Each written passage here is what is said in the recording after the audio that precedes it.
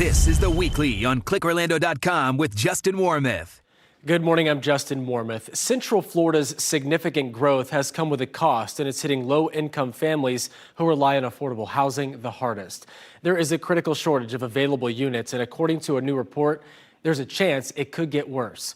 Our guest this morning is Ryan Von Weller with Wendover Housing Partners, a group behind many of the affordable housing projects in Central Florida.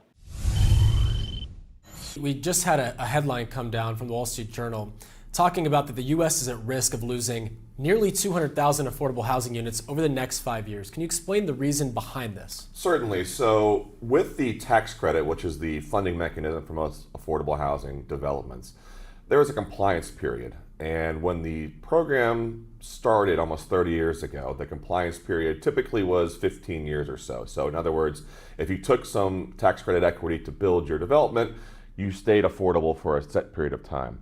Over the last couple decades, that's shifted to 30 years in Florida. So in other words, if you took tax credit money, you kept your development affordable for 30 years. And now it's up to 50 years. But the initial deals that were in the 15 and 30-year range have come out of compliance. So in other words, through various mechanisms and different of ways of conversion, people that own these have taken them from affordable housing into market rate housing. And so what that's done is create a further erosion of the affordable housing stock. Now, of course, that is something that is perfectly within their rights to do. I believe that most people in the government at state and federal level thought that the affordable housing community would keep them in the affordable inventory in perpetuity, but that's not what happened ultimately. Do you expect that moves will be made to right this before we get to this point? You know, in Florida, we have a program that allows developers to put additional money onto existing product to rehab it and to give it a further effective life. Now, it's a very small portion of what the allocation is annually inside the state. The program exists, but I would say it's not overly utilized. Now, when you're doing a development now, like we're working on several, 50 years is probably the effective life of an apartment community. If you look back 50 years ago, 1972, not a whole lot of apartments still around without having some kind of significant rehab or being raised and rebuilt. So I think now the 50-year horizon is probably appropriate. And I think obviously you're not going to see a lot of conversions of stock that's been built in the last 10 years convert to market rate. How concerned are you about this? Just as someone who deals with affordable housing as your profession, it's your livelihood, how concerned are you about the future? Very concerned, and we all should be. You know, I think you and I have talked about this many times. It's not the rose-colored lens. You can't do that in this situation here. We're constantly trying to resolve an issue that's being, exacerbated by loss of inventory and not building enough new to fill the need, right? Yeah. So with the amount of people coming to Florida daily, weekly, as we know, the amount of affordable housing that we're already lacking supply on for who's already here and who's coming, and then you're losing units on top of that, it's making the problem worse, not better. Now, again, it's one of these things where you have to do something, so the people in our industry and the people at the state and local levels are doing everything they can and using every tool in the toolbox to assist, but it's going to be a long time before we reach equilibrium. Not just affordable housing, but just housing in general there's a low supply right now. The reasons, there are a few that we can touch on. People just, aren't selling their properties. That's for more single family, not affordable housing stuff, but that's a different story. But what are some of the contributing factors is it just more people are becoming low income earners over the period of time that we've seen this crisis get even worse? Yeah, I think in the last several years, I saw a thing on the internet, YouTube or TikTok or something recently, where it showed kind of the rise in wages since the 90s till almost 2020, and then since 2020 we've seen inflation really peak, but the wages have not gone up. The average home price has escalated, 80-90% in the last 3 years, and couple that with stagnant wages, increased interest rates, increased inflation, you're creating kind of a perfect storm of what's going on. And in the rental market, you're seeing the same thing. Now, we believe, and I think a lot of people believe, that the majority of tenants are still spending way too much of their income on rent. Maybe if you're in your 20s and you want to live downtown or in a specific area, you'll pay 60, 70% of your income on the rent, or have a roommate maybe, but eventually that doesn't become an option anymore. Right. So we're going to reach a tipping point, and we're probably there now, where we're going to have to really look at the inventory that's out there and how we affect it. And because of all that, has the definition, I don't know if the definition, but has the words affordable housing, is that now different than it was 5 years ago? In our industry, it's the same, but I think to the masses, it's a little different. You're not supposed to be spending more than 30% of your income on rent. That's kind of the overall rule of thumb that the government uses, and that you should use in your household as well. Attainable housing is kind of the word that's come out recently in the last several years, where it means that I can afford to live there, but it's not necessarily income restricted.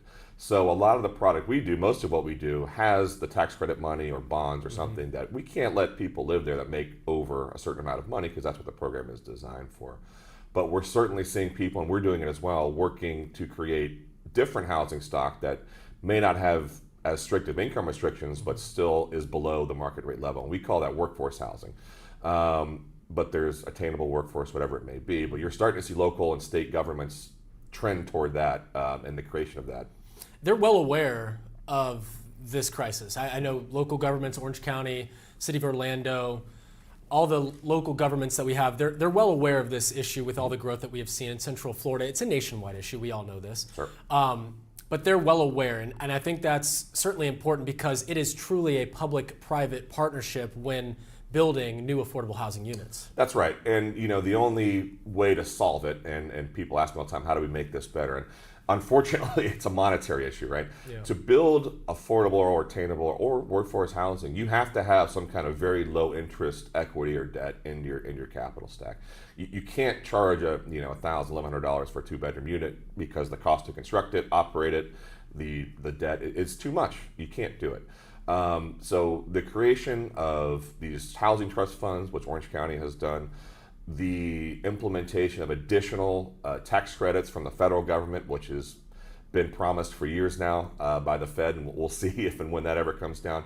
But it's a combination of all these things, but we have to have more funds and more sources of equity, really, to be able to build more affordable housing product. Yeah, there's a national shortage, 7.3 million short for extremely low-income families. I imagine that every development that you build has a wait list. You can't get everyone in there. What does that look like for someone who wants to get in on a new development? It's a sad state of affairs, really. You operate something, or you develop it, operate it, and then you constantly have 100 to 150 people in a list. Now, we try not to keep the list beyond a certain amount, because you don't want to give someone false hope that they're going to be able to move in. A lot of our developments, especially the ones for the elderly, 55 and older, don't turn over very often. So if you have a 100-person waiting list at a 100-unit deal, the odds of that 100th person getting in there is very low. Yeah. The family and transactions turn over a bit quicker, but still, if you see a handful a year turnover, that's probably about right, and they're backfilled immediately. Yeah, and listen, if someone finds and is able to live in a unit that is considered affordable housing, and they continue to work the same job, there is no reason to leave, because they know that if they do want to move somewhere else, then they're going to have to go through the same exact process to wait. And that's right. Kind of similar to what we're seeing with just the general housing market too. That's right. And once you qualify to live in one of our developments, if you make more money eventually, that's the objective. We want you to make more money to save more money. So there's no clause where they have to be removed from the apartment if they make $10 more than they did the year before. But the objective certainly is to give people the ability to save and to have a better quality of life by lowering their rent burden. Coming up, Von Weller will explain how they determine where to build new affordable housing communities and the pushback he often gets from those who live nearby. Stay with us. This is The Weekly on ClickOrlando.com with Justin Warmoth. Welcome back. Our focus this morning is the lack of affordable housing in Central Florida, the shortage forcing low-income families into a difficult situation to make ends meet. Ryan Von Weller with Wendover Housing Partners is back with us now to help us better understand just how dire it's become. oftentimes you see wait lists and people waiting to get into a new affordable housing unit. What are they doing in the meantime? It's sad because they're doing everything you would expect to be doing, right? They're homeless, they live in their car, they're living in transitional housing, an apartment that's a rent by the week type situation. There's really a significant issue, and you see it just around Central Florida on a daily basis. I mean, there's encampments, there's all sorts of families out, without shelter. So the rise in the social services and the need of different agencies in Orlando is maximize the moment. There's not much else we can do. So we got to be able to figure out a way to house these people more effectively and more quickly. Do you ever run into issues, and I imagine you do, from folks who don't want a new affordable housing unit being put into their neighborhood? They already live there. What's that pushback like? Yeah, only every time we try to build something. Yeah, sure. But yeah, it is. What are the concerns there? The concern is the preconceived notion that affordable housing is a project. And that's the view that a lot of people have that don't go and see what we actually build and what we're actually doing. It's going to bring crime, it's going to lower my property values, and no one's ever going to want to live in this neighborhood again. Now, what we find is the opposite happens. I mean, if you take a look at one of our developments, and once we show a lot of people that are the naysayers what we do, they understand. Typically, when you bring in $30, $40, $50 million development into a neighborhood, you're enhancing the overall value and quality of what you're doing and what you're doing in nearby areas. So we've seen, areas. We did a project in Pine Hills at Pine Hills of Silver Star, which was an old dilapidated shopping center, which we tore down and built a brand new 120-unit elderly community. And that's changed the dynamic, not only aesthetically, but less crime, better lighting. It's improving the quality of tenants that are moving in that corridor as well. So we think the opposite happens, but convincing the people and the masses that don't want to hear that is very difficult. How do you determine where to build?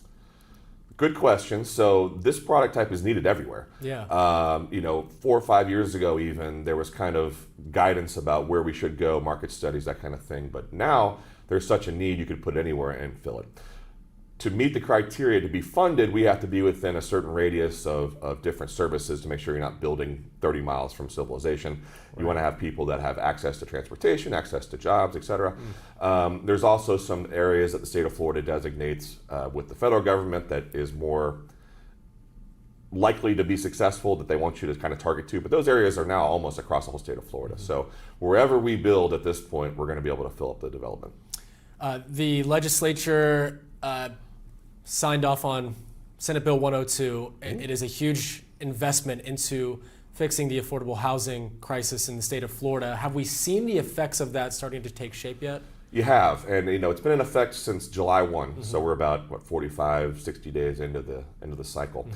Local governments have taken a very proactive approach for the most part, trying to figure out how to encourage people to look at this, how to have a tax credit or affordable housing development in conjunction with attainable or workforce housing and maximize areas of land that they've had and held onto for quite some time. So that is going to be the future. We believe that having multiple product types within a single building or a single development, where your neighbor may be in a tax credit unit and you're in a workforce unit and you have no idea how the mix goes, is really what's going to be forthcoming, we believe. In addition to that, working with local employers, working with municipalities to build on land that's been in inventory for a long time that has no other highest and best use other than to provide housing. And if it's commercially zoned or industrially zoned, we can now build affordable housing on it, which is a great thing to do. So I think we've touched on this, but I just want to be clear. The reasoning behind the lack of affordable housing units, is it more so that it is difficult to do this? There's a lot of red tape to cut through. Or is it just not, if someone is in development, is it just not in their best interest to do that? Or is it a construction issue with not enough workers? What's kind of the driving force behind it? To create and finance, develop, operate truly affordable housing is a highly complex industry, right? Yeah. It is just very, very difficult. And there's only, there's maybe a dozen people in the state of Florida that are doing it in scale. So it's a niche industry. Now, when you look at delivery of affordable, attainable units by market rate developers, that's what Live Local is trying to encourage. So they've got some ad valorem tax breaks in there, some sales tax incentives, the zoning incentives, try to get greater density. they're trying to have the market rate developers say, I'm going to build 300 units here, and I'm going to put 75 of these as at a lower rent price point, and in exchange for that, I'm going to get an ad valorem tax break. That's what they're trying to encourage, right? And that hasn't happened really in the marketplace until now. So we'll see how that operates and who takes advantage of that in the short term. But overall, the development of affordable housing is just very, very complex, very difficult to do, and then the compliance, leasing, management of it is very, very taxing in the long term as well. On top of all the other issues that have been coming down the pike after COVID, and really just this is one thing that's been kicked, the can's been kicked down the road several times, but we're talking about property insurance. Sure. Is that something that you are directly affected by as well with the issue there? Absolutely. So, we have to insure all of our units. Yeah. Let's say a unit insurance with $300, $400 in the last several years, which was still high per unit for an affordable housing deal. We're up to close to $1,000 a unit now. So when you look at that, that affects the bottom line, the operational viability of the development. Now we have enough underwriting, know-how to make sure that we've accounted for some cushion. We saw this coming, but still, it affects your reserves, your operational income, and everything else that comes along with being a real estate developer and an apartment owner. So it's very challenging. We're hopeful that the state takes further action in the near term. If someone's watching this and they feel like they are hopeless about being able to get into a unit, an affordable housing unit, do you have any words of encouragement to them? Or tips to help them get into something that they can afford based on their income? Sure. Just know that we are working on it, right? Yeah. It's not lip service. And you see here in Central Florida, your government is taking proactive actions. A lot of places around the state and the country are not. But we are in a location here where we know what the issue is. We're working on it daily. And not only the private sector, which we're in, but the public sector is expending a lot of resources, money, time, employees as well. So I think we'll see some positive traction in the near term. But again, to get out of this wholly and to create, a state where we've got housing for all, which is the objective of Orange County and all of us, certainly, it's going to take some time. And we understand the need is there now, but we're all trying to work toward a common goal. And if we all stay together, we'll be able to get some significant progress.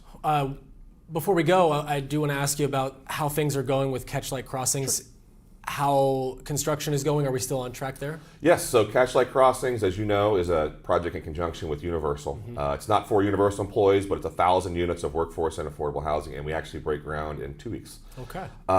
So we've got about a 4-year total build there, plus minus. We'll have, phase 1 will start obviously first, then move to phase 2 before that's completed. So we hope to have units online in conjunction with Epic Universe, which will be in 2025. So again, they're not reserved for Universal employees, but that corridor, as we've talked about before, already has close to 100,000 workers coming in daily, and Epic Universe is going to add another 15,000. So the need down there is going to be even greater than it is now. So certainly it's going to be a project that's well timed and well received.